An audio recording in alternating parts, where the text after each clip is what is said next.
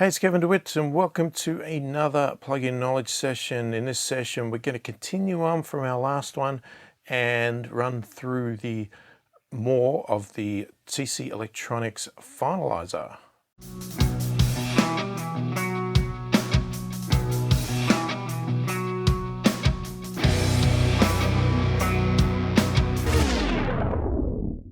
So first off, if you're new to my channel and you like what you see, click the thumbs up, subscribe to the channel, click the notification bell to be notified of all of my future videos as they come out. So in a previous video, if you haven't already watched it, I suggest you go back and check it out. I ran through the new Finalizer Mastering tool from TC Electronics, did a fair overview of it, pretty detailed actually, the video is quite long, ran through most of the features. What I did sort of leave out is a lot of the module type stuff, and the reason I did that was because the video would have been double the length, which would have been absolutely ridiculous, and probably no one would have even attempted to get through all of that. So I made a decision after recording the entire thing that it was a good idea to split it in half as best as I could. And what I did was I took out the sections that I ran through of the actual modules and took it out of there. So if you want to see the overview and the detail of every other feature of the Finalizer tool, as I said, go check out the other video. That'll run you through all of that. So in this video, we're going to talk about the modules that are sort of included in it, run you through the process of the modules, how they sort of work, how they interact with the actual graphs, the SDCs, etc., all that sort of stuff, and show you not every module, because I do skip a couple of modules, only because a lot of the modules are the same. Okay, so we run through EQ module, we run through dynamic EQ, we run through compressor, dynamic compressor, the limiter.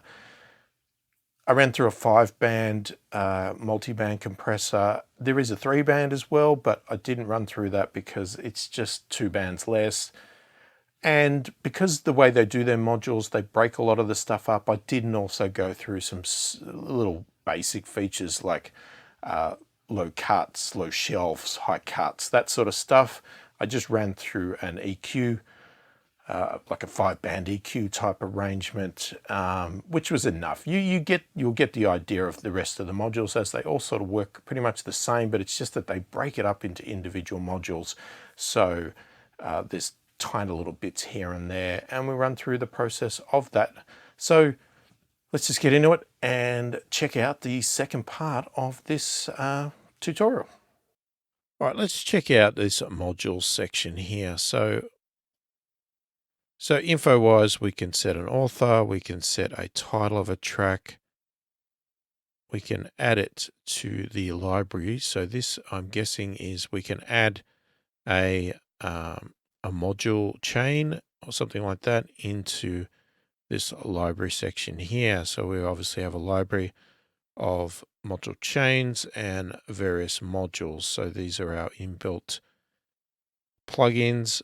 So at face value, there doesn't seem to be any settings here that allow us to use any third-party plugins, so it's not going to give us any capacity for installing our own VSTs or anything like that. They are all basically included in the software here, all of these features. So if you're looking for something else, then you're probably out of luck with this at this stage. Now, whether that's something they'll add later, I guess that's up to them. But there seems to be a good complement of modules here. So our prepare module is the very first thing that comes up, and this is obviously based on having an audio file. So we need to have an audio file in here for this to happen.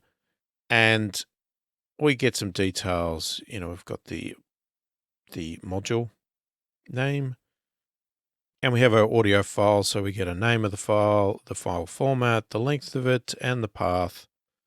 And then we get some details about the file itself. So we've got our sample rate, we've got our track loudness, and this is original. So this is before any processing. We have our loudness, we have our true peak, and we have our peak loudness ratio.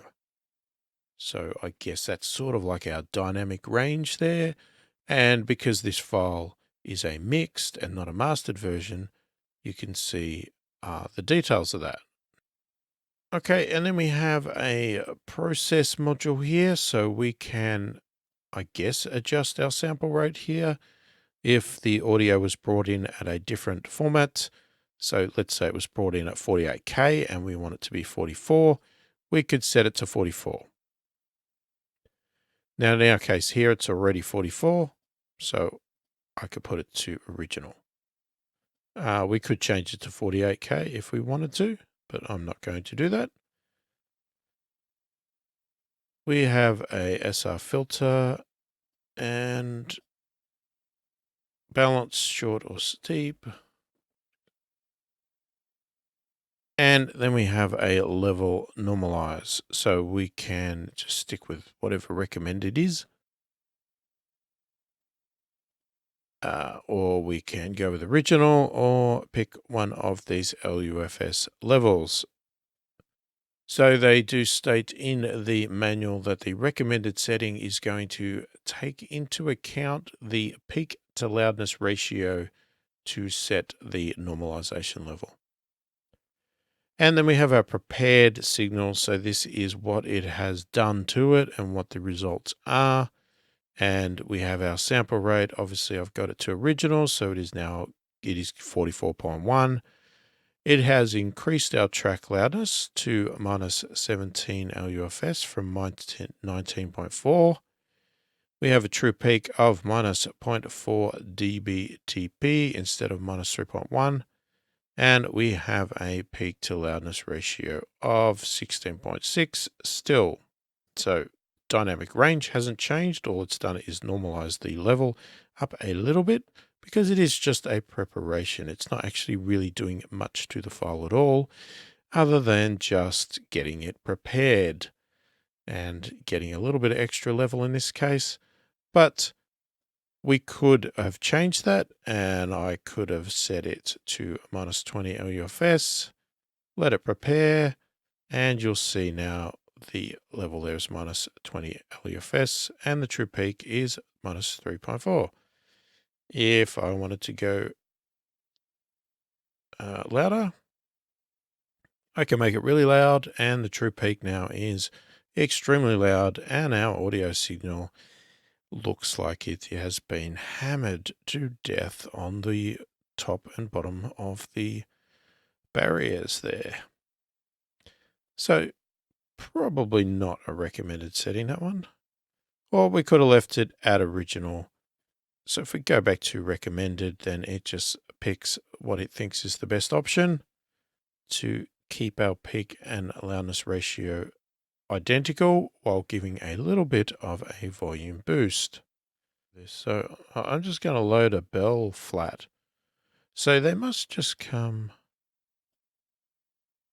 Okay, so they're basically loading the same module, but they're just coming with some preset values in them. So I'm just going to hide the library for a minute and I'll just hide the modules as well, just to give us that extra room. But you can see the settings over here.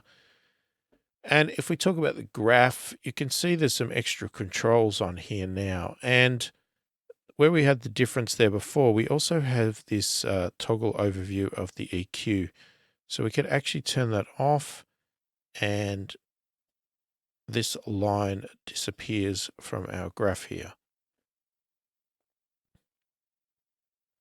So if we want to do a few things here, let's say I want to do a high shelf and I'm going to do a boost. So we start to see some changes on our graph here from what the signal is to what, so our before and after. So if we were to toggle this off, this is our difference between A and B. We can see that this is our B track or our A track. It's our B track, sorry. And if I toggle this back on, now we can see the difference between our A and our B. So our B's now moved up to this spot here because we've done a shelf boost. So you can see that this is the difference between the two.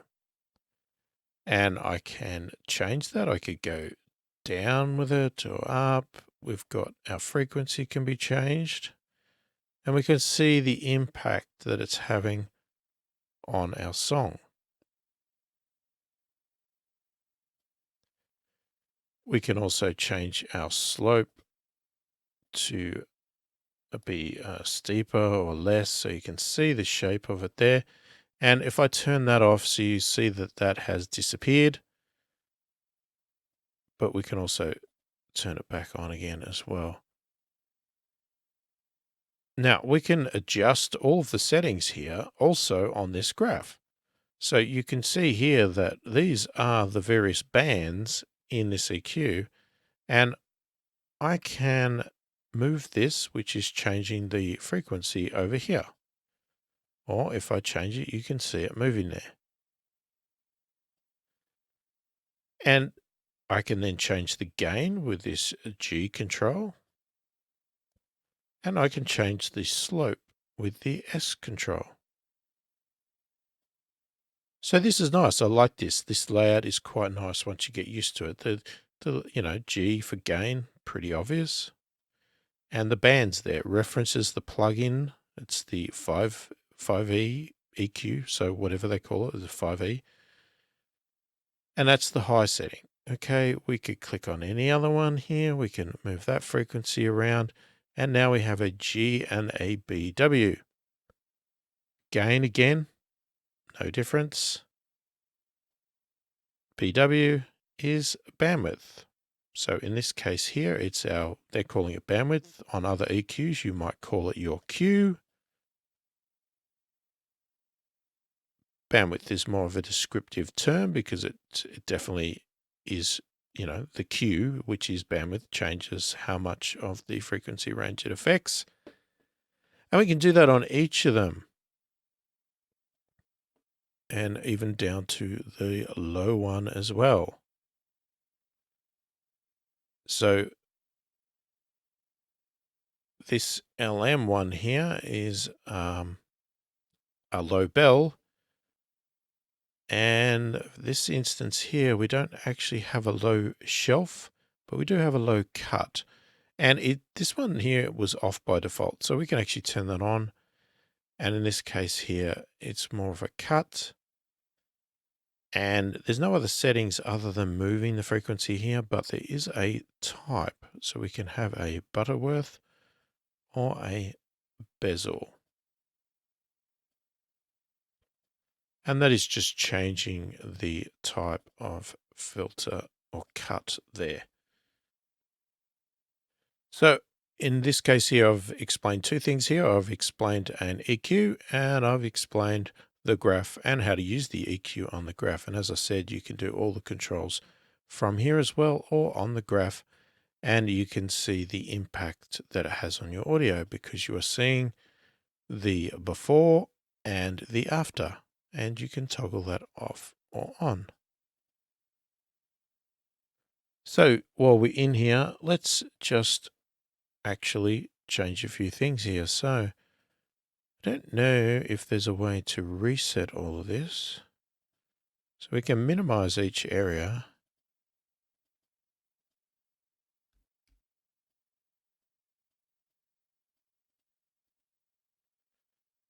I'm not quite sure. What I'm going to do is I'm going to delete that module and I'm going to bring back in a flat. Okay, and we're going to get rid of that again so we can see the graph. So I'm just going to play with some settings while it's playing, just so you can get an idea of the sound.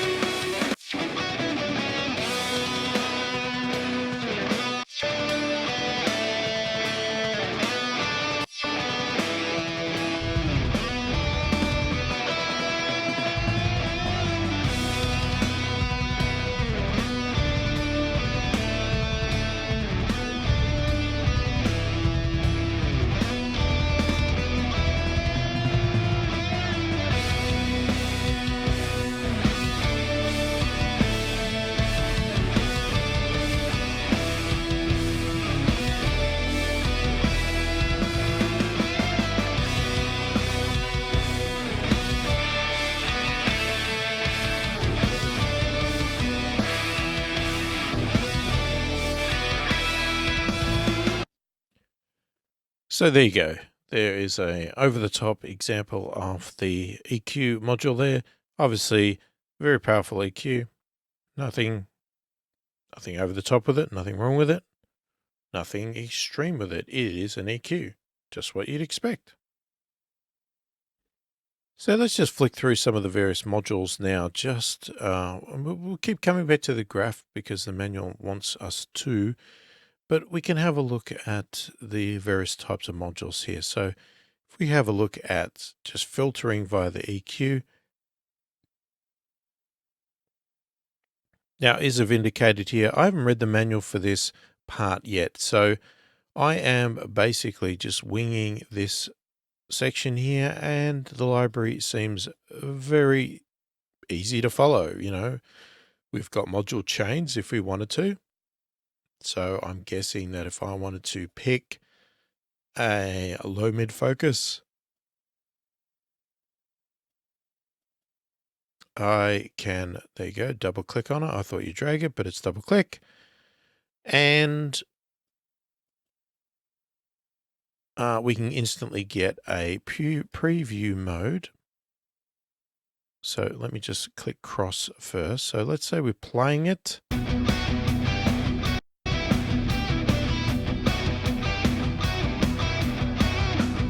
Okay, we can see if we like it. If we don't, we can click cross, go to another one.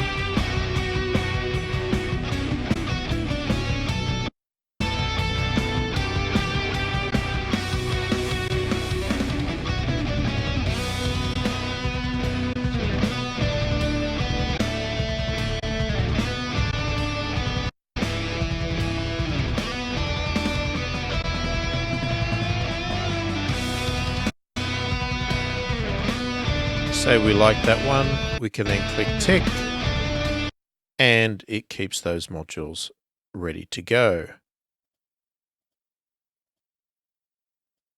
And we can see what it is doing between the two. Okay, so that is obviously our module chains here. Now, the other thing that we can do obviously is go manually into our modules. And as I said, I'm not really doing much in the way of sorting here. And we can just sort by various settings. So we've got algorithm here. So if we go in here, we get some more filtered choices. So then we could pick, we want a limiter, we want a master limiter, or we want a loudness limiter, or we want a compressor, or some dynamic EQ, or a high shelf, or a low shelf. We didn't have a low shelf before when we looked at EQ, but that was because we picked a bell shape, which would be probably what 5B stands for. We can just pick an EQ and not go any lower, and we can see the various EQs we have available. We have the 5B, we have this bell, we have this high shelf, high cut, low shelf. So various options there with EQ. Obviously, if we go bell, we get EQ settings in bell as well. Shelf, as I said, high shelf, low cut, high cut, dynamic EQ, compressors, full band compressors, 3-band legacy, 5-band modern, some stereo width, some limiting, and other things. Now we can also sort by sort of category here. So now we could say we want to look for spectral or dynamics or bass or for vocals. And we can also do intensity. So something that's gentle, soft, neutral, or something that's hard. And that's because these obviously have not just the modules themselves, but also some predefined options with them. So if we load up a dynamic EQ, for instance, and let's just put that one there, we have some other various settings here. So let's just hide some options here. All right, and we can control it again from the side here, or we can control it from the graph. So with a dynamic EQ, it's sort of like a cross between a compressor and an EQ. It is using sort of compression style algorithms to determine whether to cut or boost an EQ range. So in our case here, we can move the line to pick our frequency spot. Okay, we can see frequency moving over here. So let's say this is spot here, 213 is a little bit possibly boosty on and off. So we're going to target that frequency range, which we have here. We then have our bandwidth setting again, so we can determine how wide this EQ range is. So let's say we want to set it about there, and we get a nice visual representation. We could set our gain, so how much we're going to do that reduction by. We can then set our ratio, so how much compression we are going to do when it does go above our threshold. So we can go extremely heavy there to infinity or nothing at all. So we'll just pick an even range there, 2 to 1. Okay, we also have our threshold here. And this is determining at what level our audio needs to go above for this dynamic EQ to kick in, which we'll have a look at in a minute. And then we have attack and release, which don't seem to be on the graph that I can see. There's no A and R, but that probably is fine because it doesn't make sense. So attack is going to be how quickly does the dynamic EQ kick in once it goes above the threshold, and the release is how quickly does it stop working and go back to normal after the signal goes below the threshold. So if we play a signal again,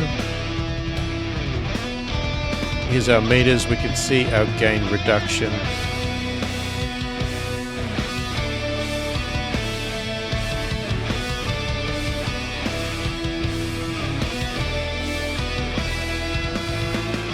And in theory, we can see what it's doing.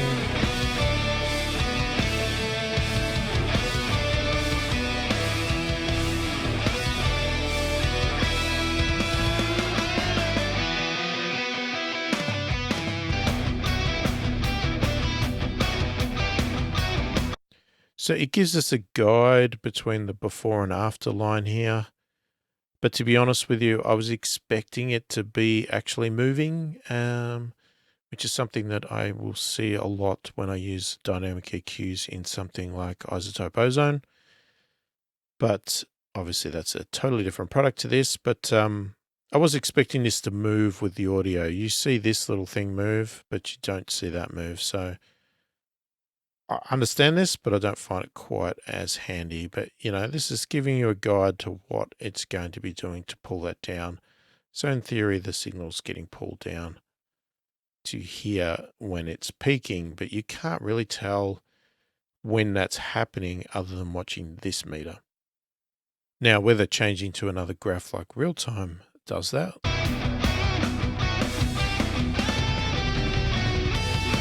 Not really. So these settings can be done across the entire thing as well. And you can see, hopefully you can see differences that occur. So, you know, you can see with what we've done in this process now with this average that there is a difference between these three. So before is the B. So you can see this peak here. So with this dynamic EQ, we have sort of flattened out this spot here down to there, which is more in line with our reference track there. Okay, so, you know, we could change that entirely.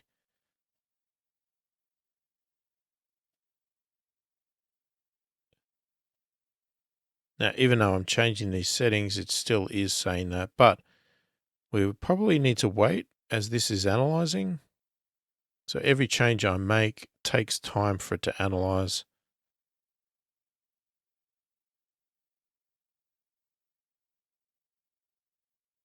So you can see as I move that gain up, this line here gets closer and closer back to the original.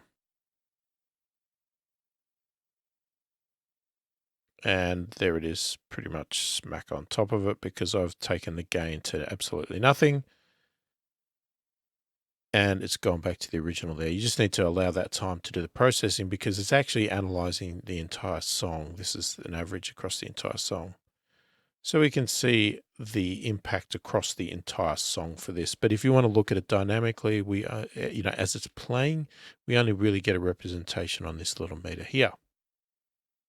Okay, so if we go with a full band compressor, which is just a standard compressor, with this option here, we get this little panel on the side here. So we can't really move it because it's not frequency based, it's full band. And our options here on the graph are basically ratio and threshold.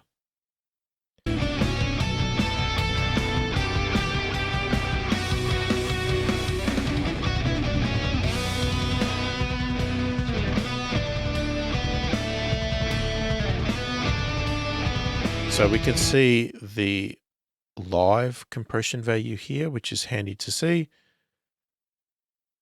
Now, to be honest with you, it's obviously going in flow of the point of the interface here, but this probably over here is pretty irrelevant when you could just move this control here.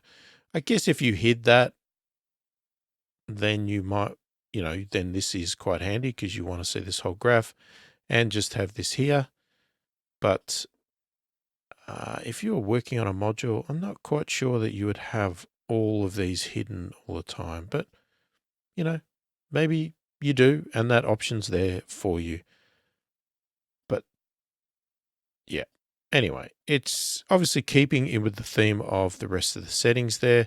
So as we change things, you can see it's doing its analysis of the entire song, and it's giving us a representation of what it's doing. So you can see here, in this case, it is compressing a lot of these peaks here.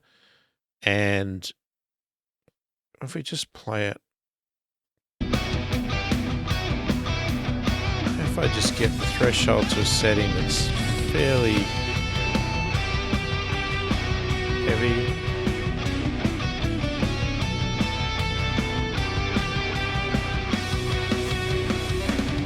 so in this case here, I may want to go to the real time so I can see the audio as it's going over the threshold, because what we're not seeing is there's no real live threshold setting here, so we can't see. Usually we'll have a audio signal that's going over the top. Well, we can do that for this graph, so we can see our line, we can see what is peaking over with this real time here.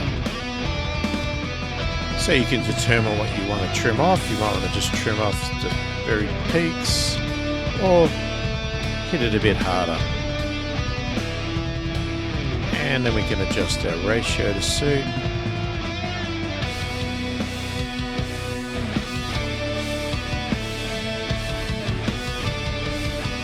And then we have our attack. So if we want to be really fast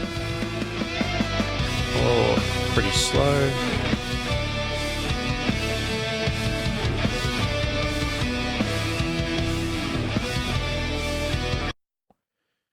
And again, you get a representation across the entire song what the difference is. So we're reducing quite a few of these little peaks here. Not really sure why it indicates that some go up and some go down. Not 100% sure of the calculations of that, but it's doing some sort of balancing across it. Probably because of the makeup gain, because it's pulling this down, it's actually bringing up the volume of this, so it's showing you that. So if we go back over to our other section here, and let's take the full band off now, and let's actually go across to, let's go across to a 5-band 6000. Okay, so a 3-band is going to be very similar, but obviously with only 3 bands. So we're talking about a multi-band compressor now. So now we have a very similar settings in regards to most things, except now we have where the bands are. And we also have a crossover setting here. So we can adjust our crossover. We can adjust where our bands are. So our high band, high mid, that might be somewhere else. And they all interplay with each other because that's just how a multi-band compressor works. Each band moves the other one. And at some point there is a crossover point, and it's sort of where the bands cross between the two, because it sort of slopes down each side to create the bands. Not really giving a good accurate visualization on this picture of that, but you can see that there is a band here, and a band here.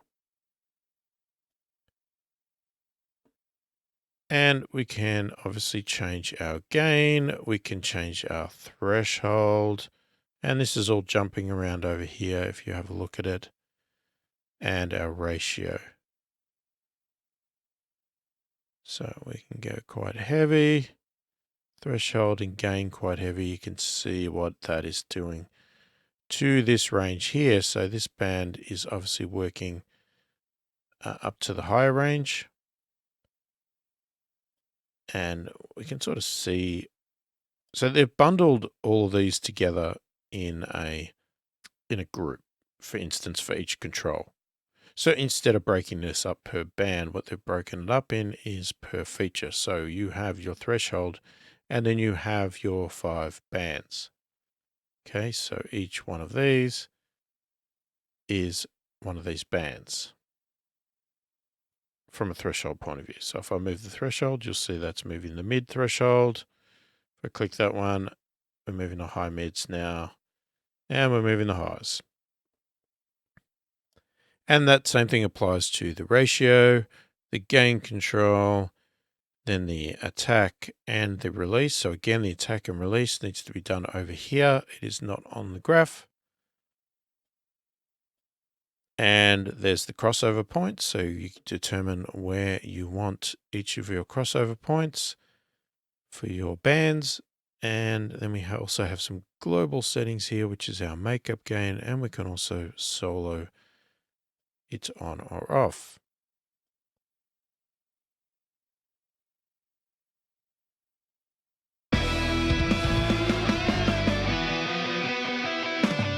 So if we want to have a look at our meters, we can see our 5 bands and how much compression they're doing.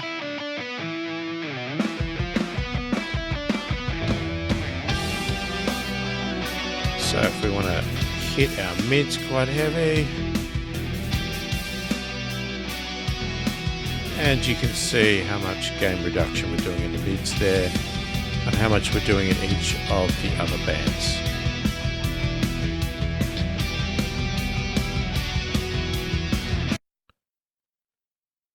So there's a very useful multi-band compressor, and I'm sure it is extremely useful considering it is quite a famous sort of the 6000 unit. So that's pretty popular device there.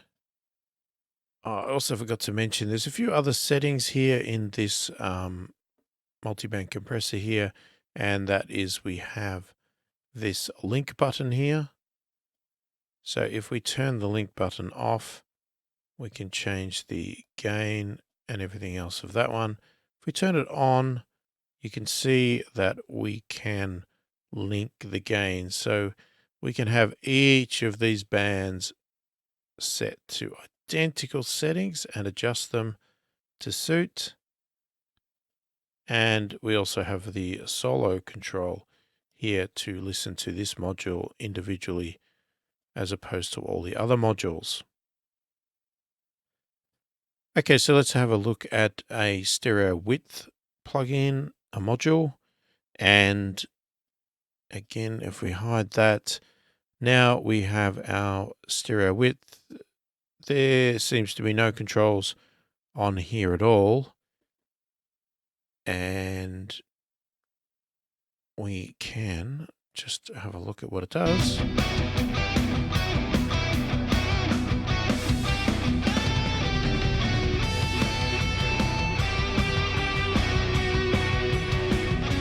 So we can do a mid pan. We can balance our left and right. If we find that one is off to the other, we can do a mid-side ratio.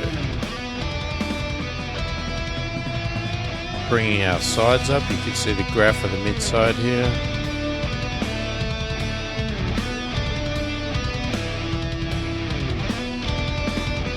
Struggling to grab that. Let's go to 0.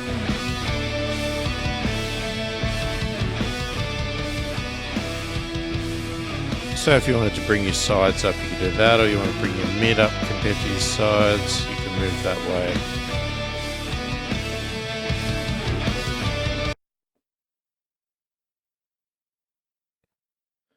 Alright, so let's check out the limiter module here. So you can see, we click on it, we've got some various settings here. So this is sort of our final point in the chain here in our mastering session, that we're going to do a bit of a limiter to make sure that we don't clip, and we get this, you know, as close, I guess, to as loud as we like to get it without clipping.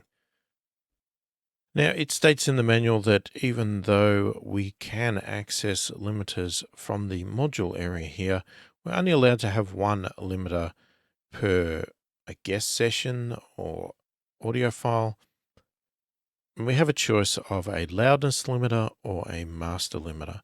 So you can see here we've got a master limiter on here. If I was trying to bring across a loudness limiter, it would not let me because it would want to place it there. But we're going to ignore that for the moment. So our master limiter is a sort of a standard sort of limiter, you know, pretty common in the field here. And we have a few settings here. We have a soft clipper. So we can set soft, smooth, or hard. And this is going to be a style of clipping when we sort of push it to a limit. You know, how much clipping do we get, and what sort of quality is it going to sound like. And then we have our limiter gain. So we're setting how much increase we're going to push and what our maximum output is going to be. And we've got an auto release here, or we can turn that off and set it manually. We can also pick a style here. So electric, acoustic, or classical. So as an example, if we just go with electric here, and let's just play the song, and I'll play with a few of the settings here. What I'm going to do is, I usually like to master at -1. So we're going to do that. So we should see our output over here at -1, which we do. We can see our gain reduction meter here. So if we didn't boost the volume much, we're obviously not hitting our limiter now.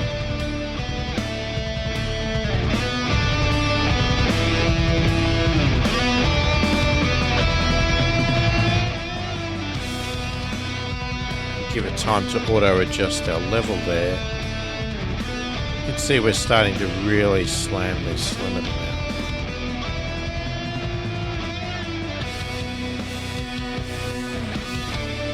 You can see the waveform over here is adjusting as well to the settings.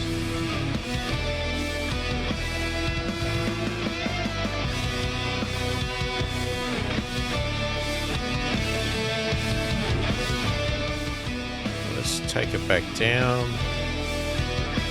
That's where it had it before. And you can see our waveform is adjusting down here as well.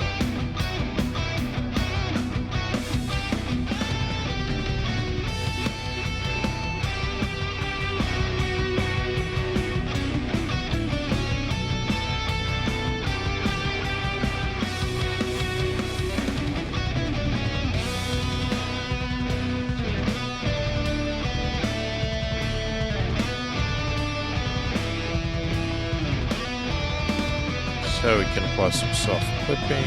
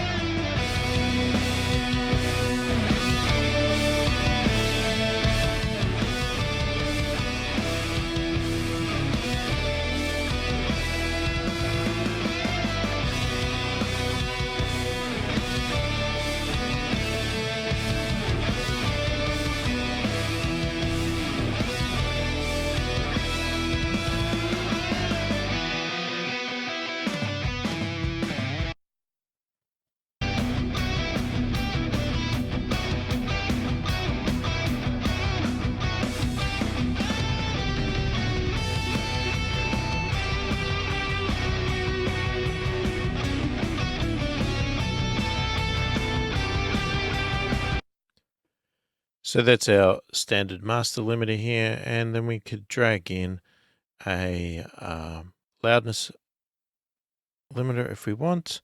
And again, they've already got predefined settings. So you can see that replaces our master limiter with a loudness one. So now we have pretty much the same sort of settings here.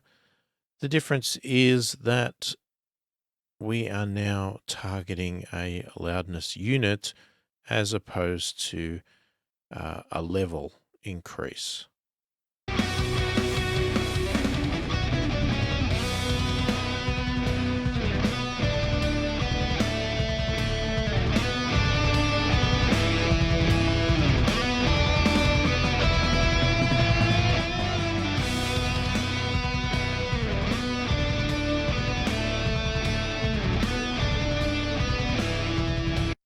So with LUFS becoming more of a standard way to look at things these days, this is probably more an appropriate limiter that you're going to use as opposed to the master limiter. But if you're used to using that sort of style of master limiter, then obviously you have that option to do that. So in our module section here, what we can do if we were to have built up a few things here. So let's say we add a few modules, whatever they are. Okay, we could actually add this to the library.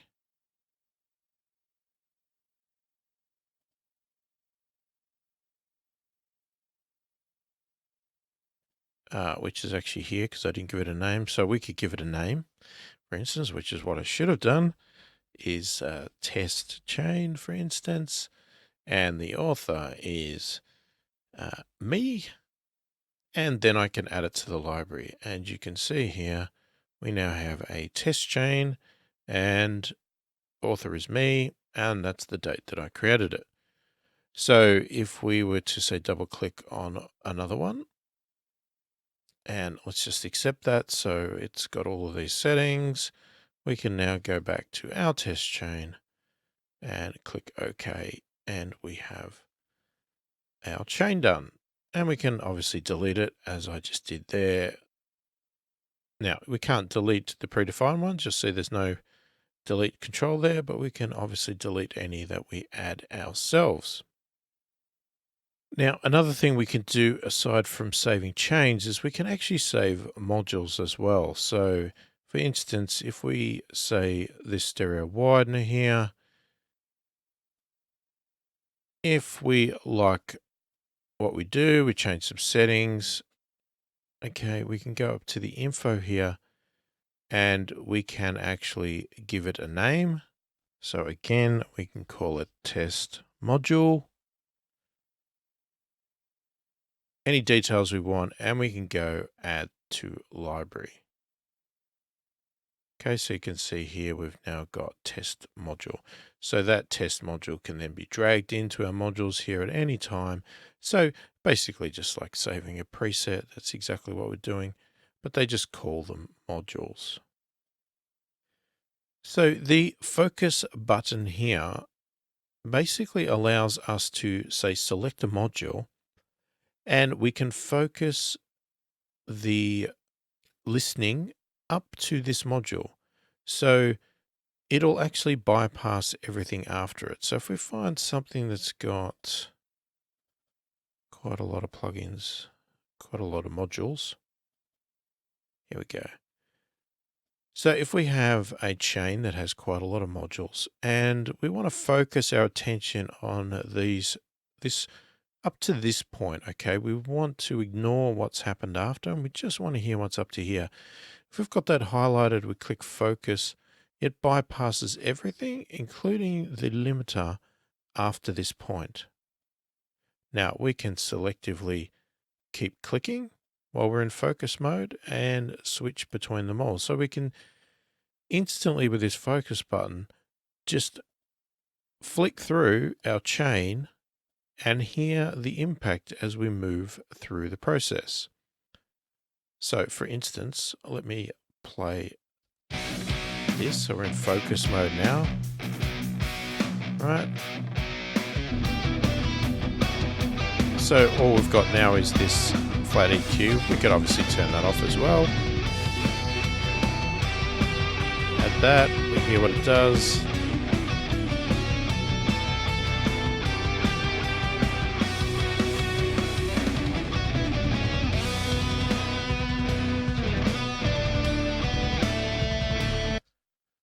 Okay, so not a very good example because it really didn't do much because I picked a neutral chain.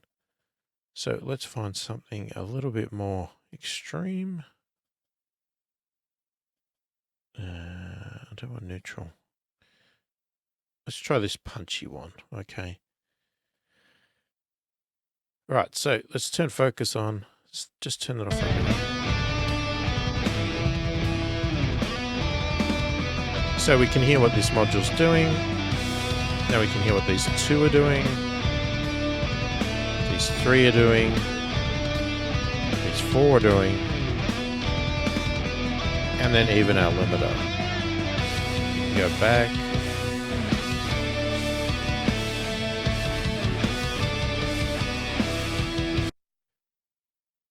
So there's a really good way to be able to flick through the chain a step at a time or a group at a time, however you want to do it, to really hear the impact of what parts of your chain are doing to it without manually having to turn each one on and off as you go. You can just quickly use this focus control. So there you go. There is an overview of the modules that are included in Finalizer by TC Electronics. Let me know, what do you think of the modules? Do you think there's enough there? Would you like some additional modules added by TC Electronics? You know, considering that you can't add your own third-party plugins, do you think that there's enough there to cover your bases and get you through your mastering sessions? Or is there something really missing from there that you really wish that they will add to the next version of this product? Let me know in the comments. I'd love to hear your feedback on that. If you didn't understand anything, or if I stuffed anything up or missed anything, let me know and I will try to rectify that in the future. So if you did get some value out of the video and you liked the video, don't forget to click the thumbs up, subscribe to the channel, click the notification bell to be notified of all of my future videos. Your support is very much appreciated as it encourages me and keeps me excited about creating this content and moving forward as I go. So I really do appreciate any support that you can give me. Hopefully the video has been helpful. Hopefully you've gotten something out of it. And I thank you for watching, and I will catch you in the next video.